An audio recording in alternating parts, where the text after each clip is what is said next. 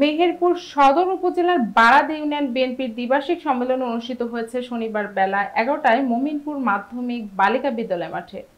মেহেরপুর জেলা প্রতিনিধি সাইফুল ইসলাম জানান, সম্মেলনের শুরুতে জাতীয় সঙ্গীত পরিবেশন, পতাকা উত্তোলন, কোরআন তেলাওয়াত এবং পায়রা উড়ানোর মাধ্যমে শান্তির বার্তা দেওয়া হয়।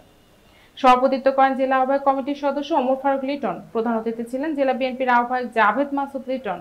এবারের সম্মেলনের সভাপতি পদে প্রতিদ্বন্দ্বিতা করেন আফারুল ইসলাম ডাবলু ও সেলিম হোসেন এবং সাধারণ সম্পাদক পদে কামরুজ্জামান মুকুল ও আবু হাসনাত সানি।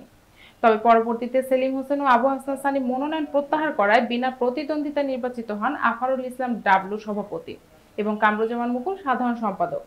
সম্মেলনের প্রধান অতিথি তার বক্তব্যে বলেন, বিএনপিকে ঘিরে নতুন করে ষড়যন্ত্র শুরু হয়েছে।